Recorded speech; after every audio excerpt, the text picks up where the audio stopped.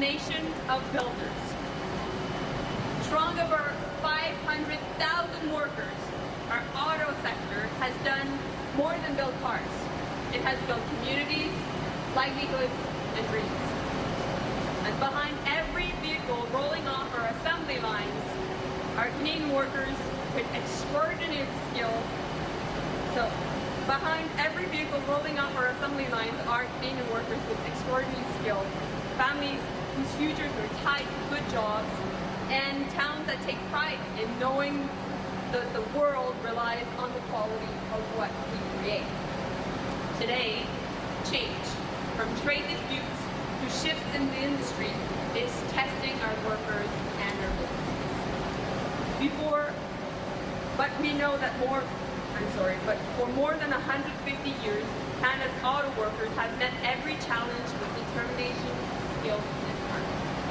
Et par-dessus tout, nous croyons que le Canada ne se contente pas de réagir seulement au changement, il le façonne. Et c'est certainement le cas pour notre secteur de l'automobile canadien. We are at a defining moment in our history. The question before us is clear. How do we protect what we've built while positioning ourselves to lead what comes next? And our answer is simple. We are an auto nation. We have the best auto workers in the world. And we will build the best cars in the world for the world. And we will invest in those who invest in us.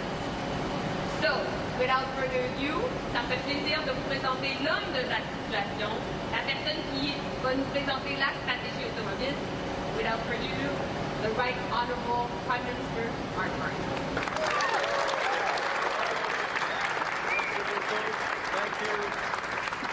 Thank you very much, Minister Jody, Minister DeBruze, and caucus colleagues. Let me just start. This is a great day. It is a great day. It's always a good day to be back at Margarita. I want to just thank the team here, Rob, Fred, and kind of all the team here. This is an extraordinary Canadian success story. This is a great day because we're celebrating a couple of births. We're celebrating the birthday of Ron Ferdinand.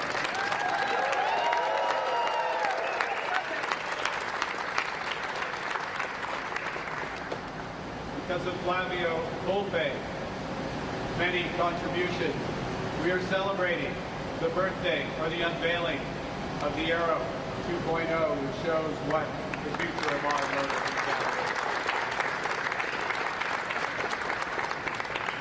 And we're celebrating the future of the world's greatest auto industry.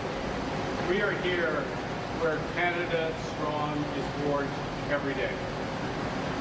Company, nearly 20,000 skilled workers come together to build the engine blocks, the transmission housings, the control arms, the future that helps drive our auto industry and our economy. And as you just heard, but you know this, you just heard from the Minister, this is a pivotal moment both for the industry and our economy. We know that U.S. tariffs have upended the bargain that's existed as long as I've lived. It's put our workers, our businesses, our country under a cloud of uncertainty. We also know, to see some of the innovation here, we know that the global auto sector has been radically transformed.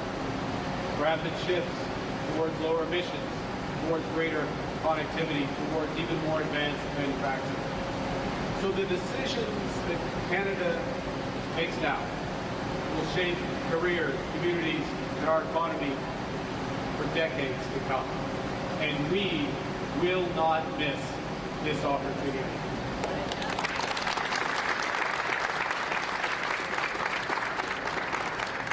A confident Canada, like a confident Margarita, confident Canada is making the strategic decisions and the generational investment today to to build the affordable, enjoyable, and low-emissions automobiles of the future.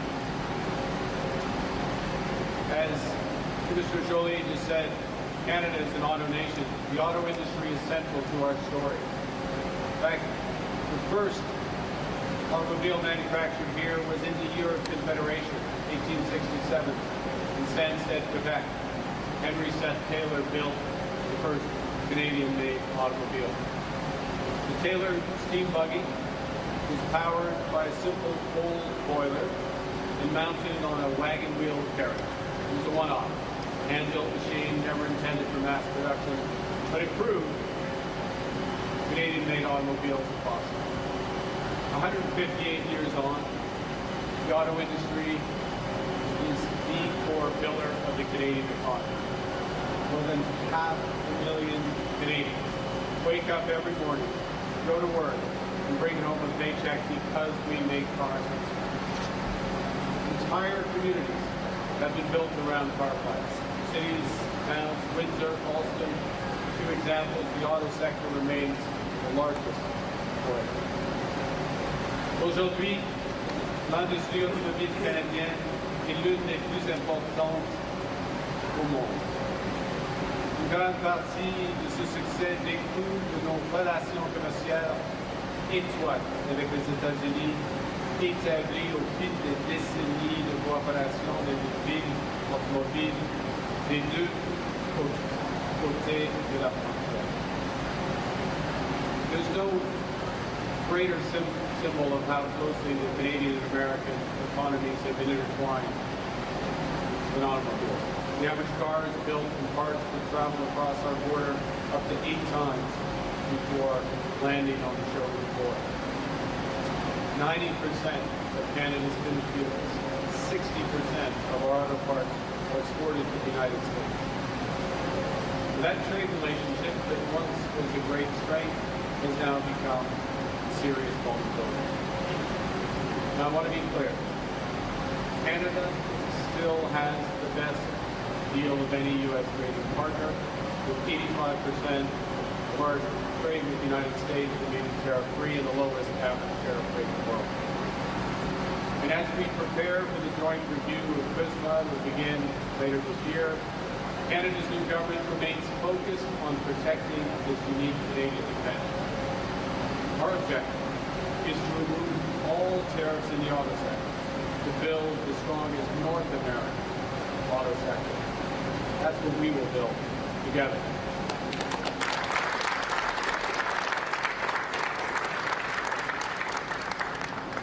But we recognize that that is not the current objective of the U.S. administration. Their approach has changed, they're right, so we have to prepare for all possibilities. We must take care of ourselves. Nous ne pouvons pas contrôler ce que font les autres. Nous pouvons contrôler ce que nous faisons et ce que nous bâtissons. Et nous bâtissons l'économie canadienne plus forte, plus résiliente et plus indépendante. Nous avons mis en place de nouvelles mesures stratégiques pour les travailleurs, les entreprises dans les secteurs plus touchés par les tarifs américains et les bouleversements financiers. Ces initiatives aident les travailleurs des secteurs de l'acier, de l'aluminium, de la forestière et d'autres secteurs stratégiques du Canada à acquérir de nouvelles compétences. Nous aiderons également les entreprises à s'adapter et à diversifier leurs produits. Our government has already implemented the most comprehensive set of trade resilience measures in Canada's history. We move fast, we're already seeing results. Our measures have created and protected 18,000 jobs across steel, aluminum, lumber, and the auto sector.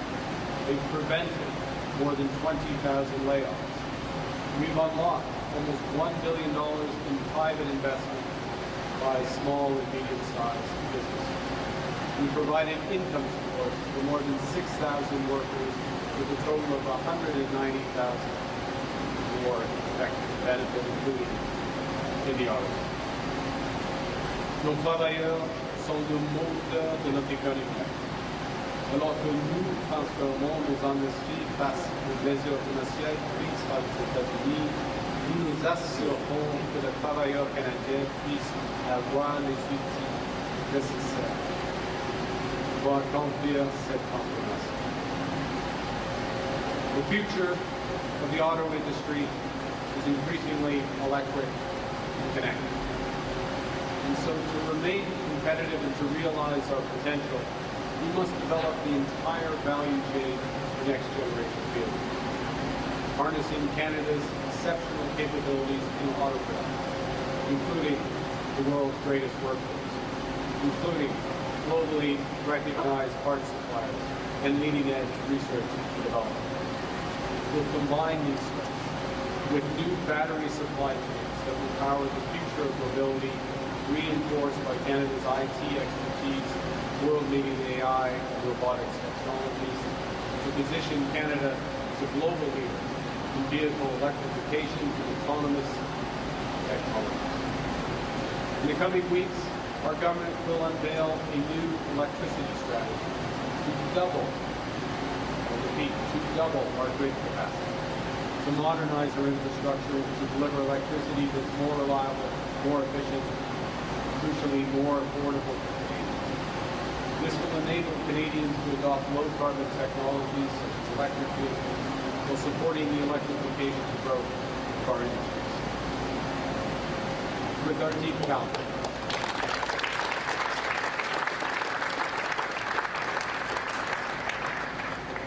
deep talent, our research strengths, our innovation ecosystem, we can lead the development of the connected and autonomous technologies that will shape the future of transportation. We will prioritize diversification, including new opportunities that will be created by Canada's defense industrial strategy to strengthen the industry and its supply chain while leveraging our existing trade agreements around the world. Les travailleurs et les industries du Canada semblent bien placés pour saisir cette occasion. Nous réalisons des investissements générationnels dans les minéraux critiques, incluant ceux qui sont essentiels à la fabrication des batteries, pour garantir notre place dans les chaînes d'approvisionnement les plus importantes au monde. Le Canada sera l'un des seuls pays au monde à disposer de tout ce qui est nécessaire à une chaîne d'approvisionnement complète en batteries de véhicules électriques. Nous disposons d'un réseau électrique propre à 80%. Et les coûts d'électricité résidentielle les plus bas et les coûts d'électricité industrielle le deuxième plus bas du G7. So, we have everything we need to take the lead in the vehicle tomorrow. We're positioning Canadian workers and businesses to seize that opportunity. And that's why today we're announcing a series of strategic investments that will shape the future of mobility and advance manufacturing in Canada as part of a coordinated plan to build a stronger, more competitive, more independent country. Our strategy rests on 5 pillars. First, accelerating investment in Canadian auto manufacturing.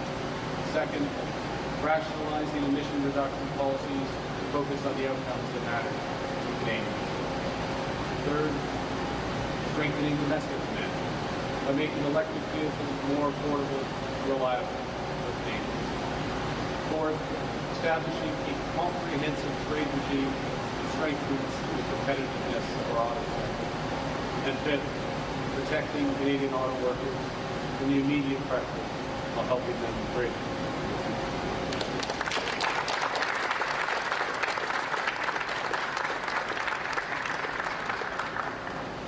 So let me get into a few of those details, and I'll take questions. First, we're accelerating investment across the auto value. To support strategic investments by our company, we're dedicating $3 billion from the Strategic Response Fund and $100 billion from the Regional Tariff Response Fund. This is capital that will help our businesses respond to its trade disruptions, help them pivot their operations, retool plants to increase productivity, invest in advanced manufacturing, and expand new markets. In line with our Buy Canadian policy, the government will leverage these investments to maximize opportunities for Canadian suppliers, Canadian-made goods and services, including in steel and aluminum.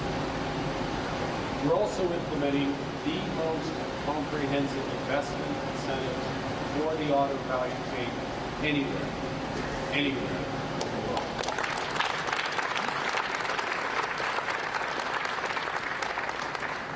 The new productivity super deduction will reduce Canada's marginal effective tax rate on investment to 13%. That's more than 4 percentage points lower than in the United States. That means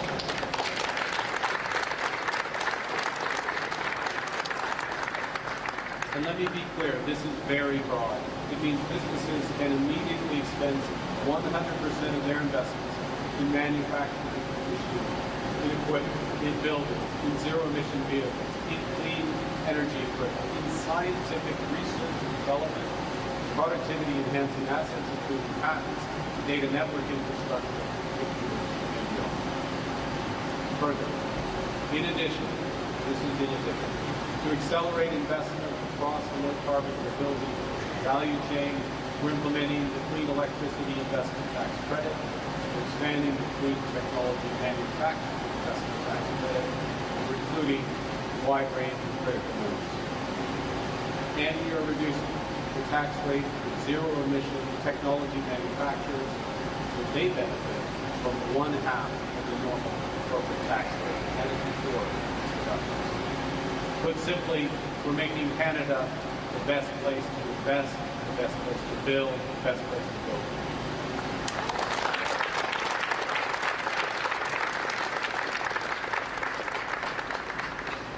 Our second pillar is to adapt our emission reduction policies to focus on outcomes. Canada will set a new, more ambitious, sovereign path to reduce automobile emissions. Will drive down emissions by more than doubling the stringency of Canada's vehicle GHG standards by 2035, achieving the equivalent emission reductions of a 75% EV adoption. We won't stop there. By leveraging new investments in EV production, consumer incentives, and charging infrastructure, we'll work towards achieving the equivalent of a 90% EV adoption rate by 2030. The more stringent emission standards will enable the Government of Canada to repeal the electric vehicle accessibility standards, so-called EVAS. Replacing EVAS with those stronger vehicle emission standards focuses on the results that matter to Canadians, while avoiding placing undue burdens on engaging automotive sector. This approach allows manufacturers to use a wide range of technologies to meet the standards and to respond to consumer preferences in the near term, all while driving EV adoption over time. The third way we will transform our auto sector is by becoming our own best customer.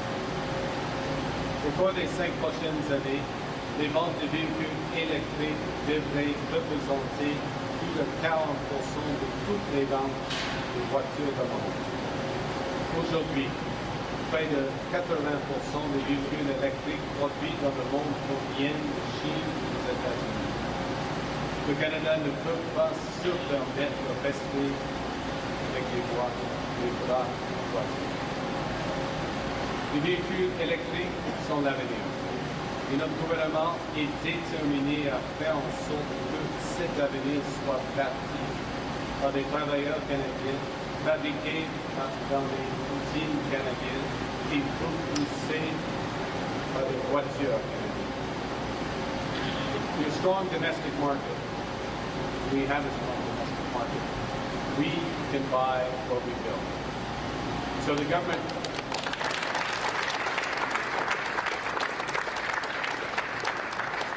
That's why our government is launching a new $2.3 billion electric vehicle affordability program.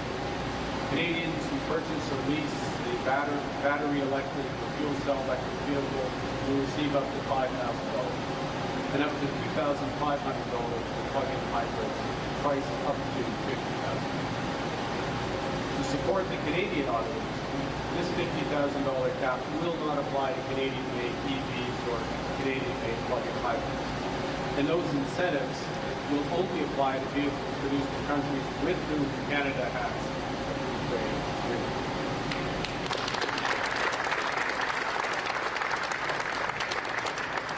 We're also going to make it easier and more convenient for Canadians to charge their EVs, because too many Canadians worry about being able to reliably get charging for journeys, especially in rural and northern communities. To help fix that, we're developing a new national charging infrastructure, new strategy, $1.5 billion of investment through the Canadian infrastructure. So wherever you live in Canada, charging your vehicle to become as simple as filling your gas tank. The fourth pillar of our strategy is to establish a comprehensive trade regime that strengthens the global competitiveness of our auto sector. Again, to be clear, Canada continues to favor the zero tariff regime of the United States of auto, because we know that will deliver the strongest American auto industry. But if the U.S. Business Review insists on some form of auto tariff, will ensure that companies that sell vehicles in Canada are strongly incentivized to produce in Canada.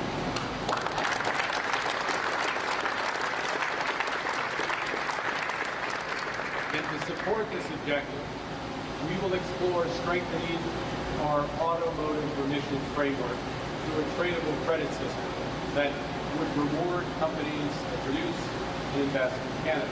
In short, companies that manufacture and invest here with their credits, while companies seeking to sell vehicles in Canada without paying tariffs would be required to purchase these credits.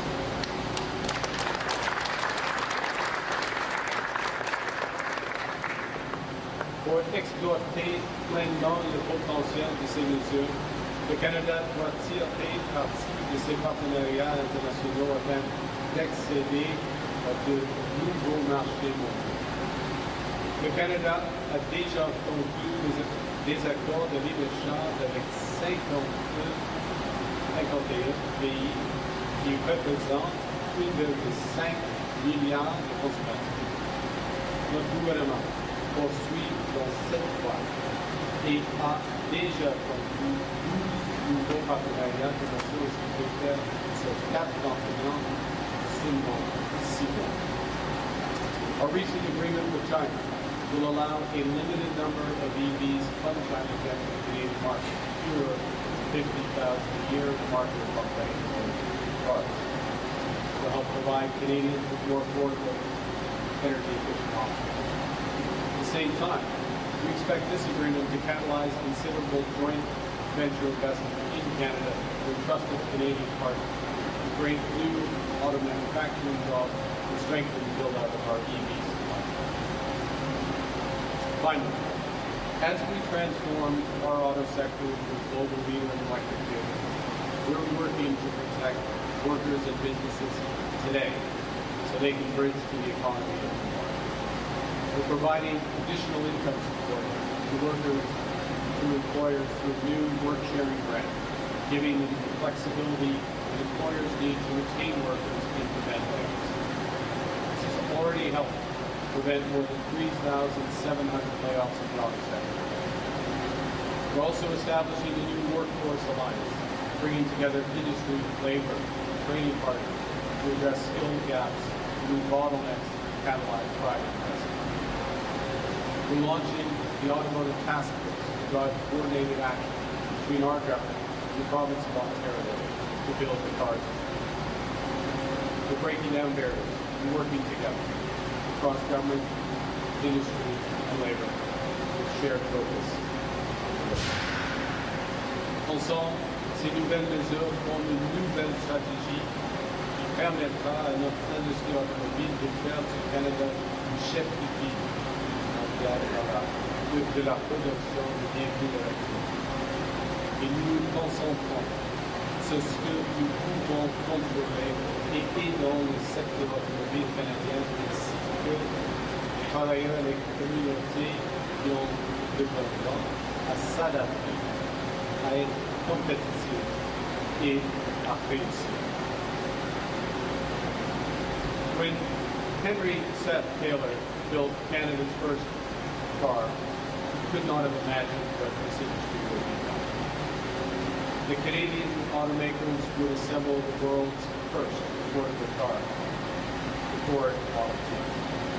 The Canadian automakers would scale up production rapidly, become the second largest producer of cars in the world by the end of the First World War.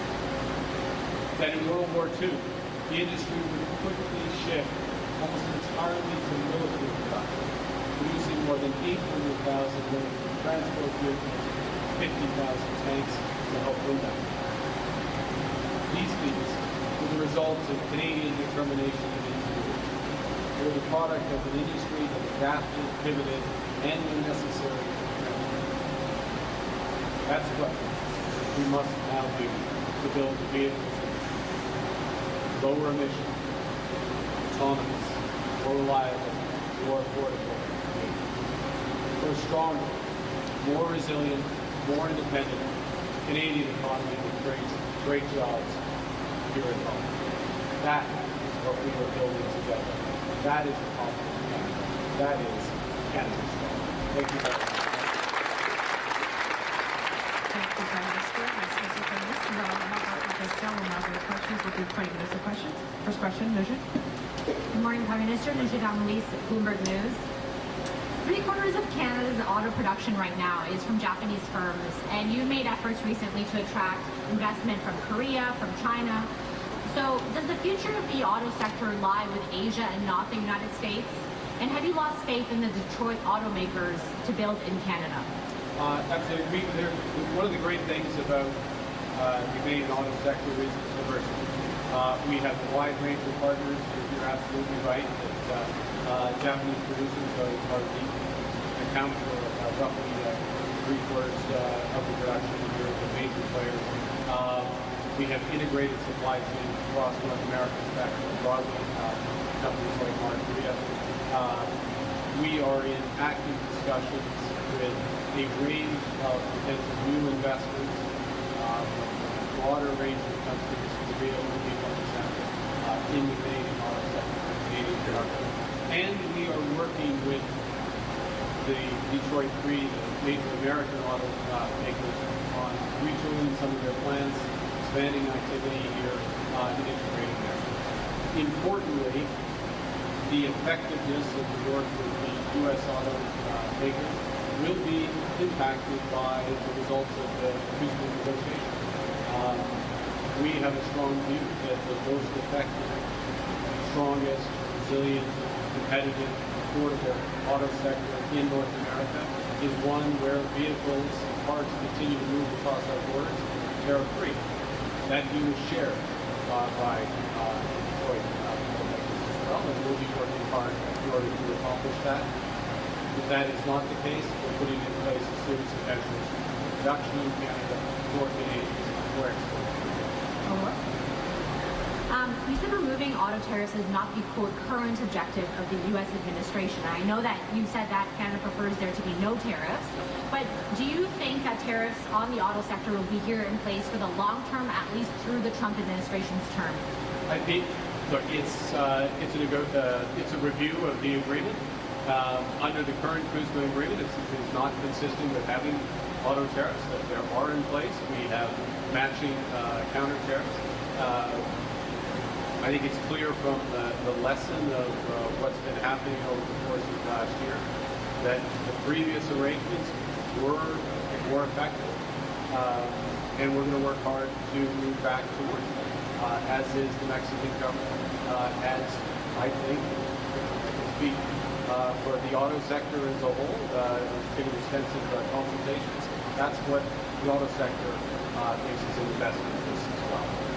That said, what we're doing today is robust to to whatever tariff outcome happens in that region. The scale of the investment through the strategic response fund support, through those series of tax measures support, providing a better charging infrastructure for Canadians, incentives for Canadians to develop to buy electric vehicles, as well as developing the entire supply chain, critical minerals through the batteries, all the way through the final vehicle assembly, including the IT components, the robotics, and the AI components. All of that is in the interest of a highly competitive Canadian auto sector, irrespective of the outcome of those tariffs. Next question, Christian. Good morning, Prime Minister Nisha Patel, CBC News. Along with cutting the EV mandate, you've cut the consumer carbon tax, weakened the commitment to the oil and gas emissions cap. You're exempting Alberta from clean energy regulations and abandoned a promise to plant 2 billion trees. Do you still consider yourself a leader on climate change? Absolutely. I consider Canada a leader on climate change and on focusing on climate change results and solutions. Let me enumerate what we're doing, and there is more to come. Minister Bruton is here. We're working closely with the Minister in responsibilities is environment and climate change, the Minister of Industry, myself, a host of industries are developing our climate change strategy, which will come out shortly. But let's be clear what we're doing. And I'm going to start with what we're talking about today. First is establishing through a huge range of direct support and tax incentives for the entire clean vehicle production chain, value chain, critical mineral development processing, battery infrastructure, through to tax incentives for clean manufacturing and manufacturing of low emission and EV vehicles. So all of that is in place. The most competitive investment regime by a mile for the auto sector, so that's number two. Incentives for consumers to adopt EVs being put back. Number three, and a focus on the results in terms of the transition path of the industry. So we want emissions down. We've doubled and tightened by twofold our GHG emission standards. And we're giving the industry the flexibility in how they achieve that, whether through plug-in hybrids, EVs, more efficient ICE vehicles, there are multiple paths on this part as we ramp up our clean energies. In addition, and I'm not going to make this too much longer, in addition, I alluded to this, I said it, you will see it shortly, we are putting in place an electricity strategy, a good conversation with provinces about this, to double the scale of our grid in this country, which is a clean grid. Finally, with respect to Alberta and conventional energy exports, the LNG exports from that are coming, actual and prospective out of Vancouver, are top quartile or top decile, lowest emission LNG. The oil, if we have an oil pipeline, which we're working towards achieving to the west coast, it will be twinned with the Pathways project, the largest carbon capture project in the world, not just making sure that that's low emission oil and gas, in the production and transportation of oil and gas, but we're creating an entirely new industry. So the point is, we are focused, we are dead focused on results, getting emissions down, making major investments that we need to get emissions down, and in the process creating more jobs for Canadians and a better future for others. En français? Quel aspect? C'est une réponse longue. Pardon? Êtes-vous un leader encore environnemental? Oui, le Canada est une chef de file en ce qui concerne les initiatives environnementales. On va doubler notre capacité d'électricité propre au Canada. C'est dans notre stratégie d'électricité. Toutes les initiatives aujourd'hui pour le secteur automobile renforcent des grands investissements dans les véhicules de basse émission, comme les véhicules électriques par exemple, y compris la supervision des crédits d'impôt d'investissement net, tout cela. Et puis, on peut dire, créons pour 10, des incentives à consommateurs afin d'adopter des véhicules électriques. Il y en a plusieurs d'autres aspects, mais c'est un gouvernement qui est absolument ciblé sur les résultats. Une des grands résultats, c'est la réduction des émissions et ça nécessite des grands investissements ici au Canada pour des bonnes jobs ici et de meilleurs avenirs pour Okay, one quick one. Was this new greenhouse gas emissions standard system modeled with the impact it would have on the environment? And if it hadn't been, did it get rolled out without that? No, it was modeled with the, so I'll give you a sense. We are doubling, more than doubling, doubling on effect these standards. So we're moving from, on the greenhouse gas base, is 170, 172 grams per, 172, okay, confirmed, grams per mile of driving to about 74 grams per mile, okay? So it's a 57% reduction in the emissions over the, as this ramps up for the vehicles. So we look exactly at that. And what it does is it gives, during the transition period, to give greater flexibility for the industry in terms of how they meet those reductions across their fleets. All the while, where we are very clearly incentivizing investment in low, zero emission vehicle suppliers. So I won't list all the tax credits again. I won't list all the measures that are there, but it's very, including the charging infrastructure. If we know where the auto industry is headed, we're going to support that transition, but we're reducing emissions altogether. Next question, President Bissett. All right. Dilip Çakır with Turkish Voice of Canada. Prime Minister, you're ambitious in building Canada strong. However, a weak growth in production and productivity is already a key driver of growing outflow of labor force, talent, and wealth from Canada. How do you assess this exodus? Are you concerned? What measures are you considering to address it? Well, there's a number of measures. First, I'm not sure I recognize part of your premise about the exodus, but let me get to the core point, which is, and you're absolutely right, and the core issue for our country is to get productivity up.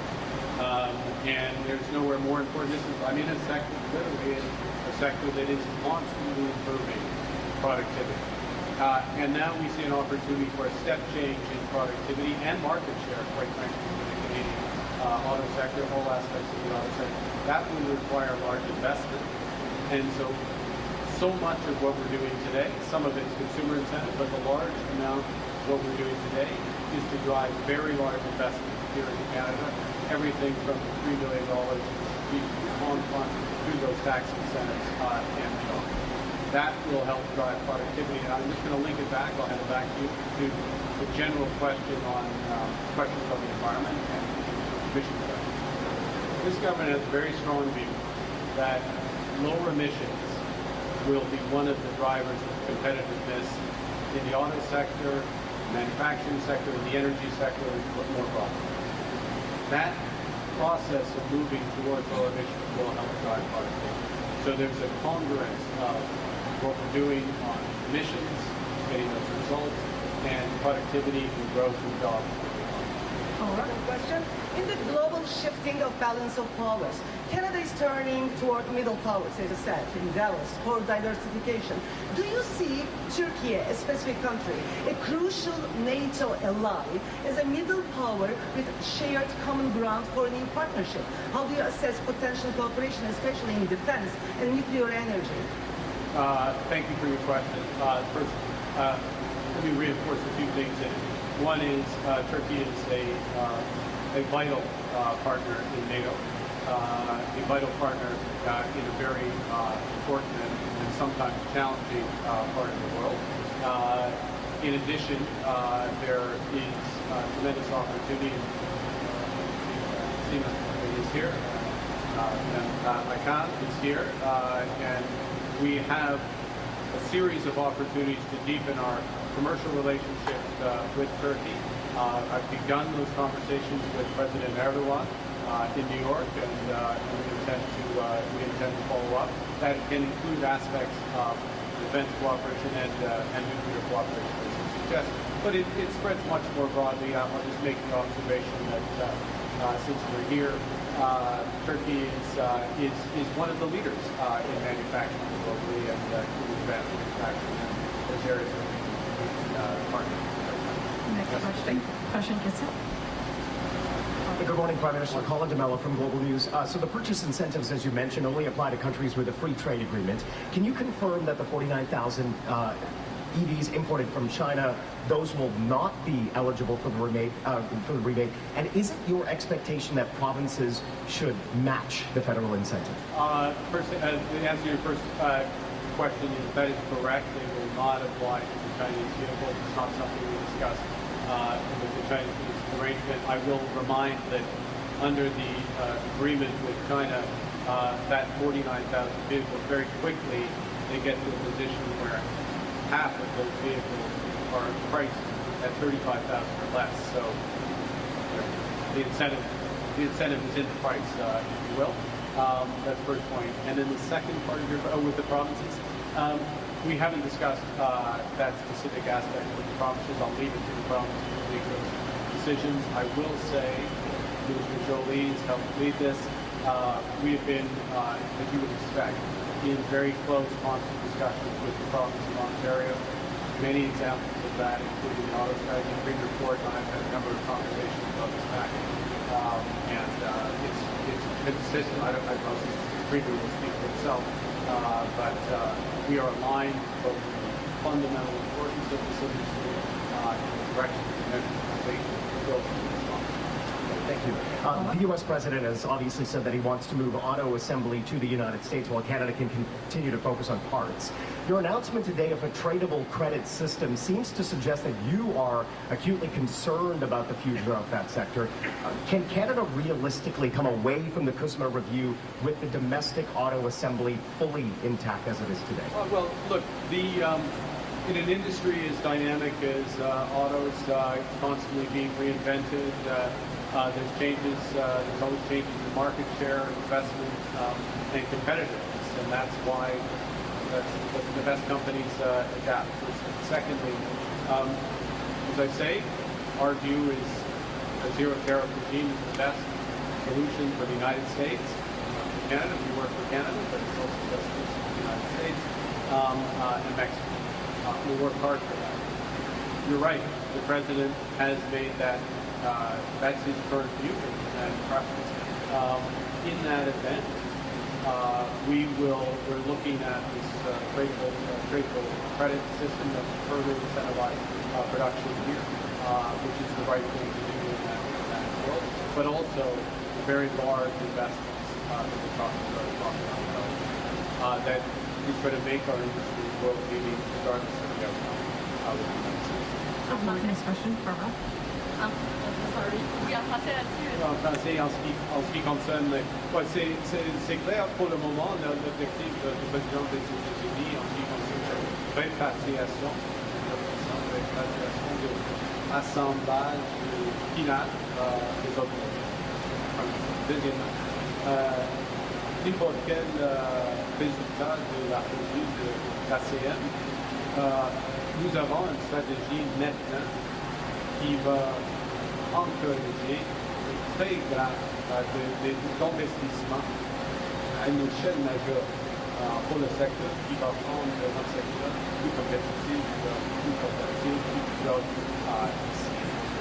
We'll have time for one last question, Barbara. Good morning, Prime Minister. Barbara with Politics. Premier Ford is not here with you today. Does that mean that he doesn't support the strategy? The Premier will speak for himself. We've been spending a lot of quality time together, the Premier and I, recently. It's at lunch or discussions at his home on a number of issues, including very much this issue in preparation for today's announcement. We spoke at length yesterday, the Premier and I. We saw each other the day before. A lot of time for the Premier, but it's only so much time.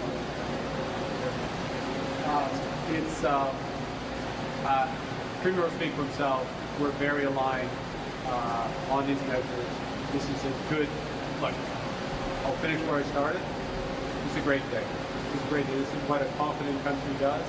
With a confident company, with confident, where's Flavio, here it is, hiding in plain sight, advanced manufacturing, producing the Aero 2.0, all Canadian parts, pointing to the future, celebrating the founder's birthday. We're moving forward, bringing forward the government of Canada and all that. I guess we have to follow up, is that right?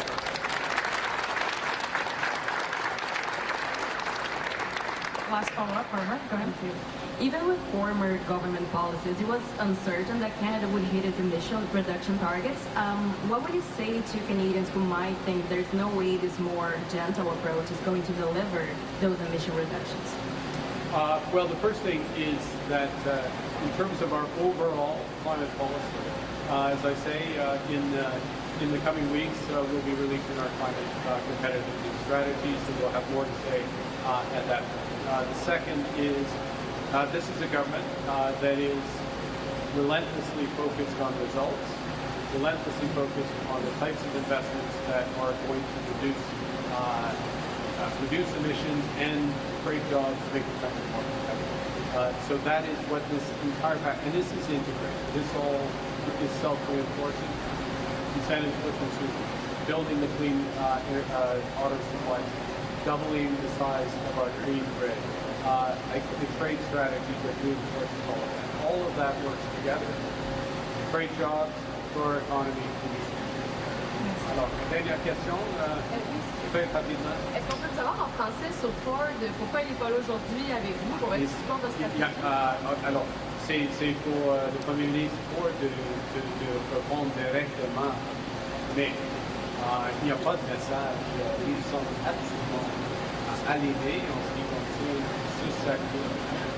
Nous avons eu plusieurs discussions, moi et lui, Madame Joly, et puis plus récemment, la semaine passée, nous avons une stratégie de collaboration entre la province et le gouvernement. J'ai eu des conversations, comme je viens de dire, la semaine passée en ce qui concerne. J'ai rencontré le Premier ministre Ford jeudi, la semaine passée, à Ottawa. Je l'ai vu à Ottawa il y a 2 jours. J'ai eu une longue conversation téléphonique avec lui hier. Nous sommes alignés, nous sommes dédiés au secteur automobile en Ontario, au Canada, et nous sommes très confiants pour l'avenir de ce secteur et pour les travailleurs. Merci beaucoup. Dernière question.